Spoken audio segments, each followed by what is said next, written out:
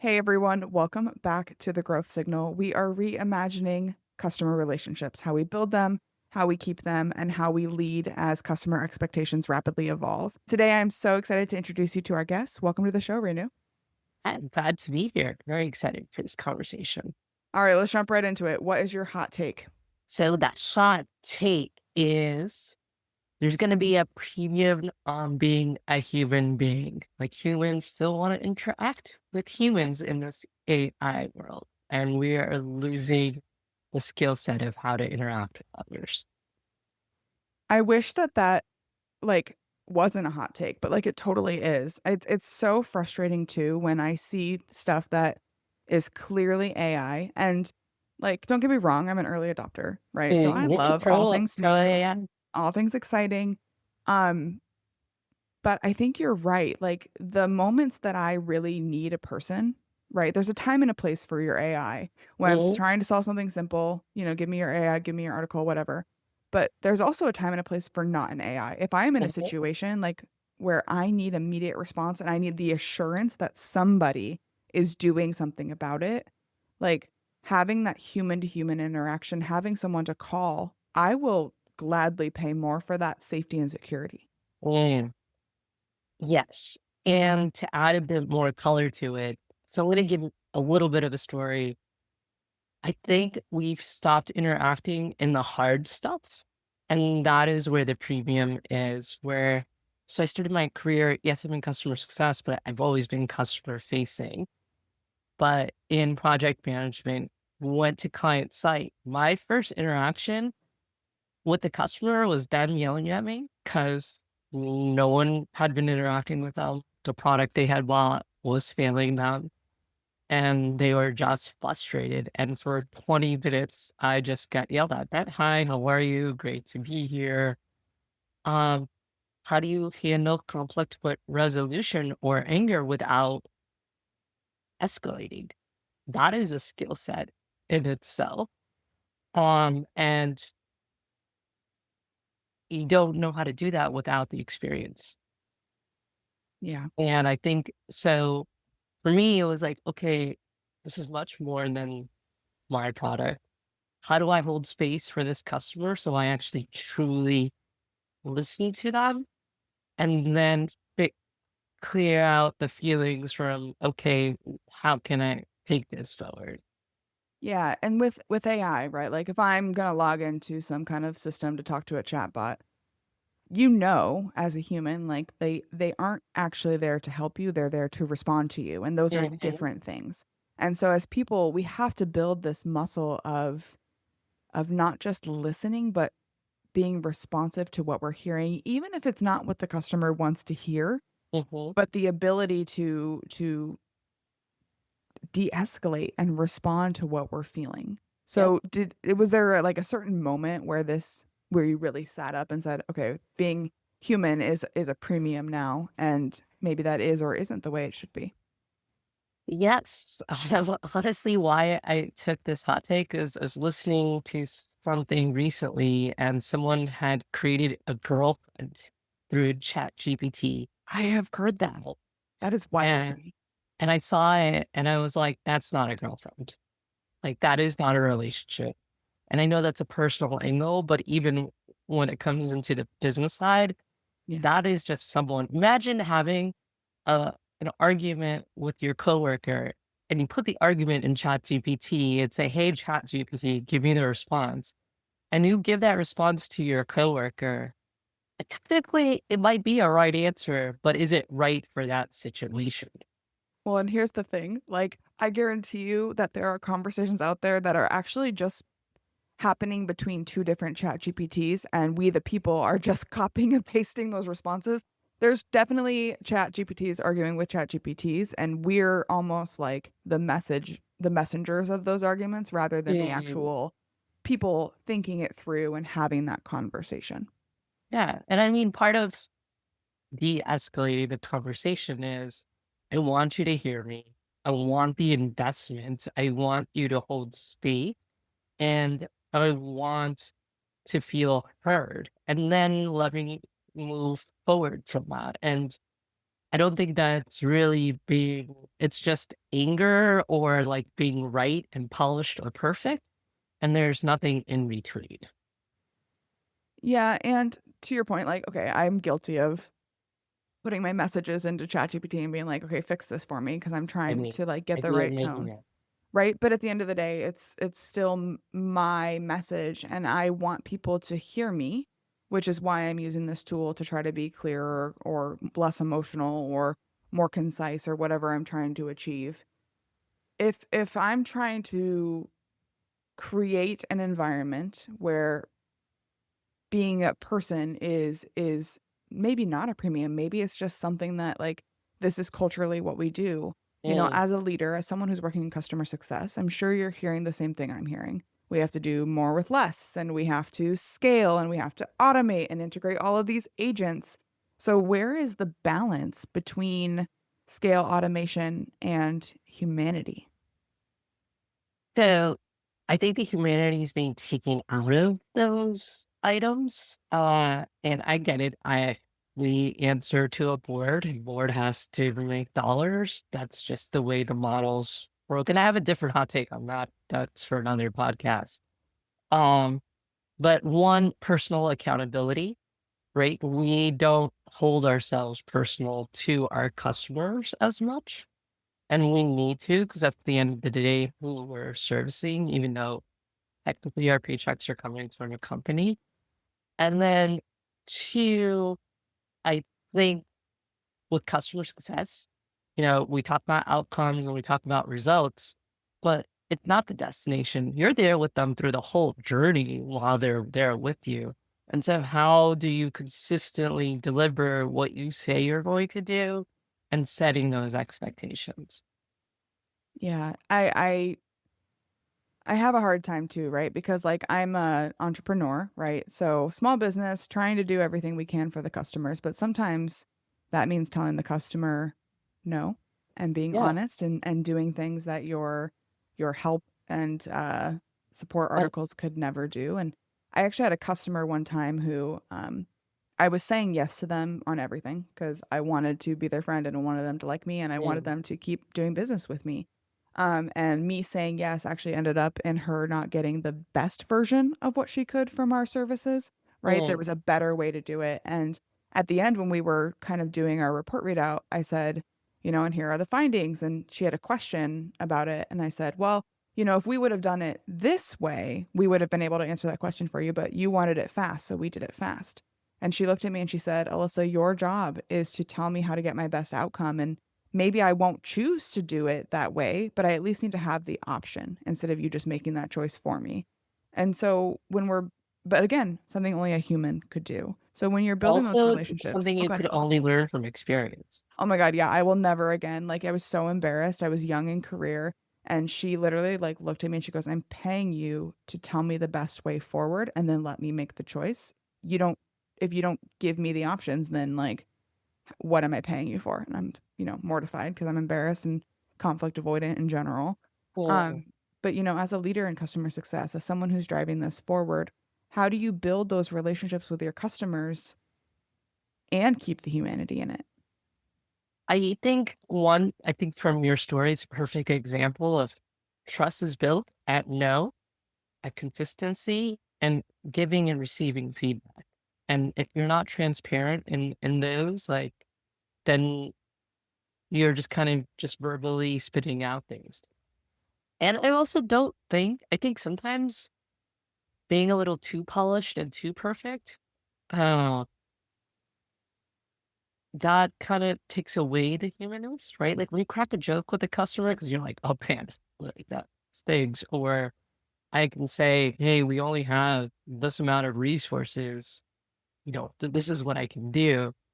Right. Um, that's how you kind of bring in. And I also think they're paying not only for your experience and expertise, but saying, I understand your situation and where you're going from. And yeah, like this is not great. Like acknowledging that the environment that they're in, we're in a post Doge world right now where yeah, you're seeing things that never happened. It was rattled. You're out of a job or you might be out of a budget. Right. Those are hard circumstances, and they need to hear things like that because it's not like just, "Oh, here's the answer." Like, there's a whole context to that. Yeah. And that's definitely hard. I love that you say trust starts at no, right? And like building that trust through consistent and transparent actions and taking and giving feedback, but also like by the way, that client that I mentioned, she's still a client. It's been 10 years. Like we did manage to get past that moment Mm, and improve. And I think our relationship is definitely stronger for it because one, she gave me the feedback and I took it, right? And I acknowledged it and I moved forward. When you're building a team, right? Because you're a team leader. When you're mhm. building a team or coaching your team or driving them through this customer success motion to try to really build actual relationships with your customers, what are some of the things that you're seeing people do and how are you coaching them to change that behavior to be more effective? Um, I think the first thing is, and it is hard to do, but the biggest thing is reacting right away and not taking a moment to like understand the context of the whole situation. Hmm. Like, because we're so plugged in and it is 24/7 and we're working with global teams, like people are like, oh, you need to respond and create and do all these things, but not taking the time to actually think about, okay, what is actually going on. So I'll give an example without giving too many clues on the actual customer. But recently I had a customer, it was a changing of a card, Hmm. and the customer is going through vendor consolidation. One of the vendors they're considering to consolidate. They've never worked with our product. They worked with a competitor before in their previous life. And all they say is they're upset and I don't like your product. It doesn't do what it's supposed to do. This other product does it better. Uh, your team just makes decisions without me, all this other stuff. And everyone just kept providing answers on, oh, how are we different than the competitor? How are we? And so I actually stepped away from the email and I stepped away and I just actually took some time to think and like process like all the reactions. And I was like, let me put myself in the shoe of the person taking guard. And what are the things that are coming up that it's more deeper than just, hey, I don't like your product. So, yes, one, they didn't understand their product. Two, they don't know our people and they're capable of, they're experts, their roles. Um, and then three, this person taking over a whole new role in a new organization, they probably don't understand the context of what's been done historically and where their team is going. Right. And so I had the idea after really thinking this through, like, we just need to do like a reintroduction or re-kickoff and treat this like a new onboarding process with a customer. And there is no like logical sequence, but sometimes that's because of where they are and who they are. That's what's needed right now. Well, and I love the idea of doing almost a re-onboarding, right? Yeah. Because that doesn't happen very often. A lot of people will look at this and say like, "We've already onboarded them. I'm not going to waste your time. You probably have a ton going on." So I don't know that when it comes to, making the reinvestment, how do you position that as a re-onboarding to not feel like a waste of time for your team or a waste of time for the person who's going through it? How do you frame that for them? Yeah, so I wouldn't use the word re-onboarding. I actually used it as a kickoff for the next 6 months and saying, okay, let's talk through what are you have us, what are your priorities, and let me show you that we've grown up a lot as a product since you've used it, and what are the features available to you that because we're catching this earlier in the cycle, so it's not a last minute thing, so that I can have that in my mind. In CS speak, it is a re-onboarding, but we don't speak CS speak to a customer, so Right. like, okay, we're gonna have a kickoff for the next to align our incentives to your strategy. Yeah. No, I like that. And reconnecting like any moment when you're in a changing of the guard situation, right? That can be Mhm. a real inflection point for your renewals, right? Anytime someone new comes in, that's a big risk factor, at least in my experience. So I like the idea of reconnecting it to the current experience and almost like let me reintroduce myself, right? And reintroduce the team, right? Like we're no longer the same people. You're no longer the same people. Our other person was our champion before. Okay, you Right. no longer have a champion. Well, what Yeah. are you going to give up, or are you going to keep going? And that's the grit that you need to continue. So what do you think is the biggest blind spot for customer success, customer facing leaders? What are they missing?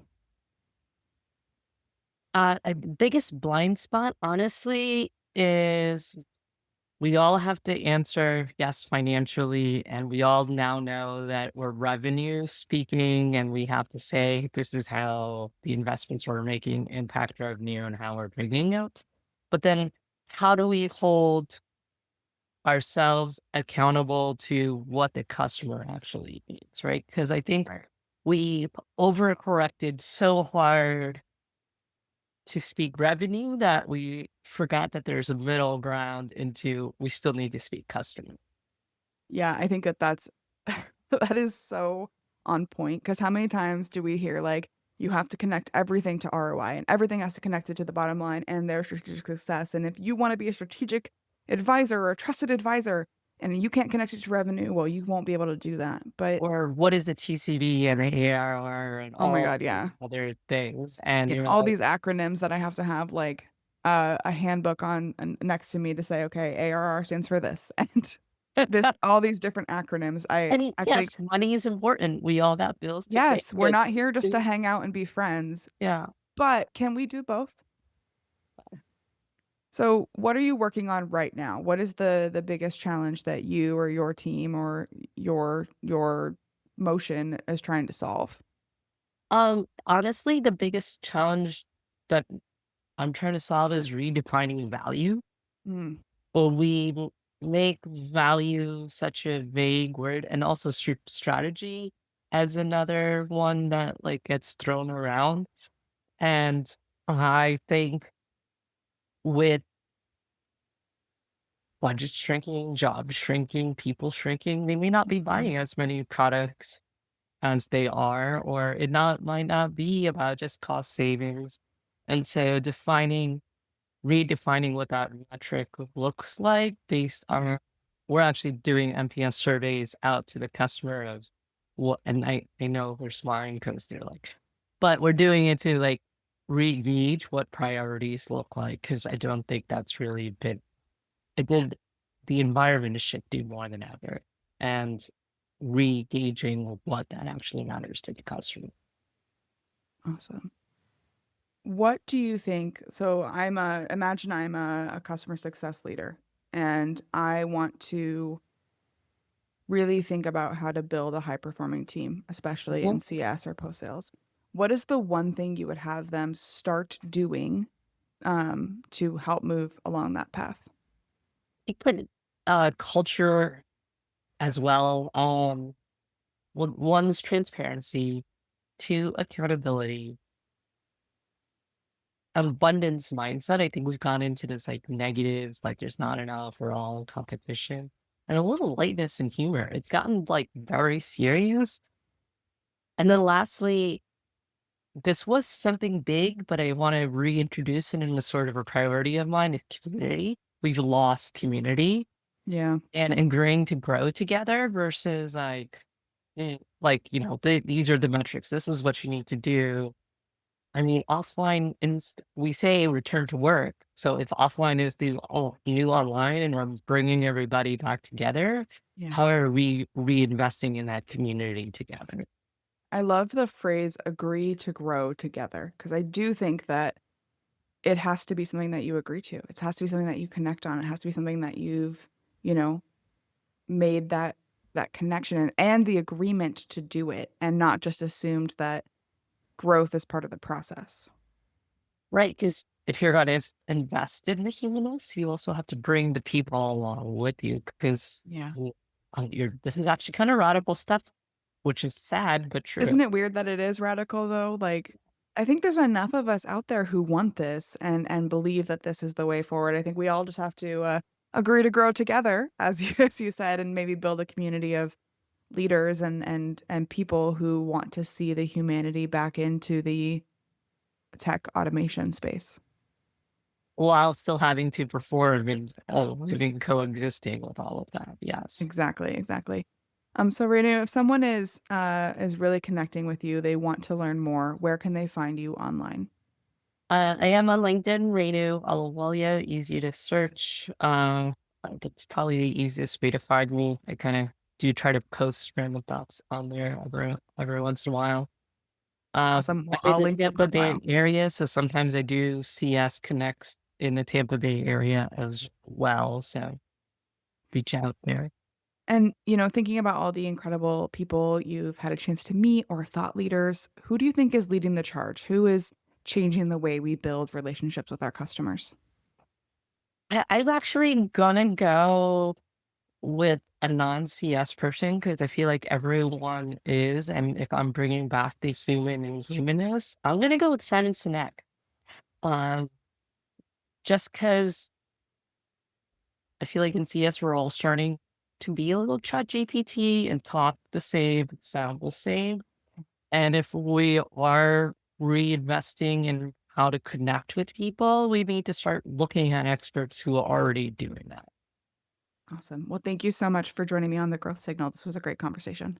I had a great time too. Thank you.